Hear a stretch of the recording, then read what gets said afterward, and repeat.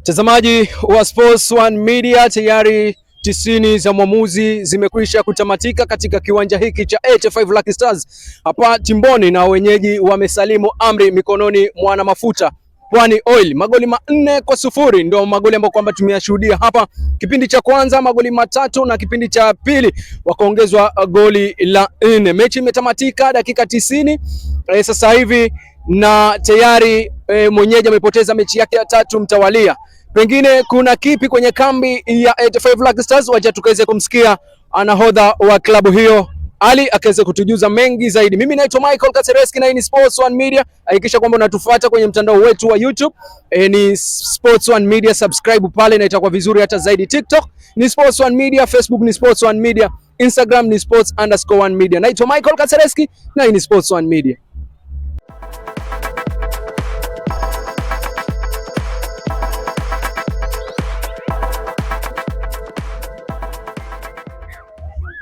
Kapteni, dakika 90 zimetamatika, pengine unazungumziaje mechi hii ya leo ukiwa nyumbani? Kwa majina naitwa Ali, mimi ni mkazi wa hapa. Preparation tumefanya vizuri toka jana na asubuhi, na kila kitu kilienda vizuri, na game ni 90 minutes. Mistake tu ndogo ndogo ambazo zina mazoezi sana ndio ina shida, but tutafanya, lazima tutafute timing nzuri yenye tutaweza kureact so that the next game tupate win inshallah. Mechi ya 3 mfululizo mnapoteza, na kibaya zaidi ya leo mlikuwa nyumbani. Pengine tatizo liko wapi? Tatizo ni mazoezi. Mpira ni mazoezi, na mimi naonelea tu ni mazoezi, tuweke mazoezi, bidii, tuweke tu bidii, kwa sababu mwisho wa siku ni ball work, passing, hizo ndio vitu ambazo kwa game watu wanaangalia, na pumzi pia ni muhimu.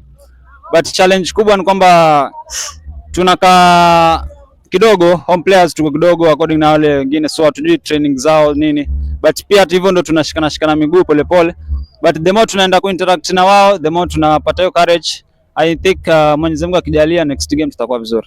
Mmeconcede some goals ambazo zilikuwa zinaepukika upande hasa wa defense. Pengine shida upande huu inakuwa ni gani zaidi, kwa sababu tukiangalia magoli mawili ya mwisho yalikuwa ni magoli ambayo yanaweza kuepukika. Pengine unazungumziaje hapo? Mimi naweza sema ni timing tu. Ukiangalia zile balls zenye tumefungwa ni timing ya goalkeeping. Mazoezi yao bado hakuna.